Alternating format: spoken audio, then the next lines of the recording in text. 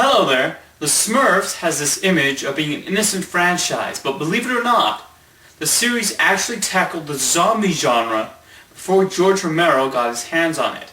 In 1963, Smurfs creator Peyo wrote the comic book story The Black Smurfs, which uses a lot of classic zombie story tropes.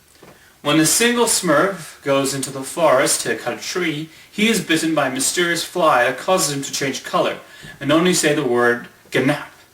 He starts biting all the Smurfs who also transform, and thus a Smurfs apocalypse begins. The original publication had the Smurfs turn black, but as you can see, well, I guess every Smurf's a little bit racist.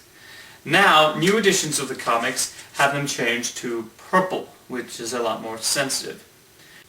It's interesting reading the comic book and thinking back to the various zombie films that have come out, since it follows a similar formula. A single force causes the initial infestation, and then through bites, it starts to turn the other citizens into monsters. This leads to a small group of survivors to ward them off. After a while, they begin looking for a cure to reverse the situation.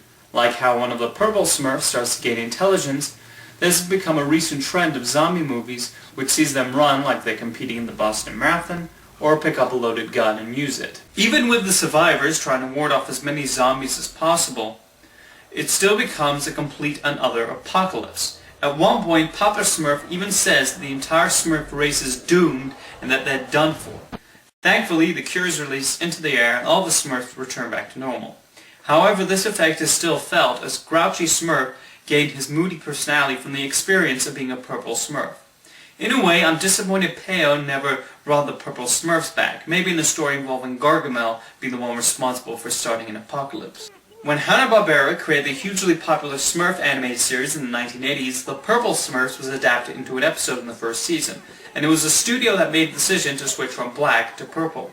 The episode mainly stayed very close to the source material, though Smurfette was added to the storyline, and Lazy Smurf was the first Smurf infected. Watching the episode again right after reading the comic book, one of the things I was struck by was how they downgraded the use of the word Smurf. In at least 95% of the speech bubbles in the comic, there is a Smurf. It actually gets annoying after a while reading the word Smurf over and over again. So imagine if they kept the same amount in the television series. That would really smurf on the nerves. Oh great, I'm smurfing doing it, aren't I? In any case, this was an excellent episode of the series and emphasizes the apocalyptic feel of the storyline, and while the general misinterpretation of the Smurfs is that they're cutesy and caring creatures, both the comic and this episode shows how devious and sometimes angry they can get.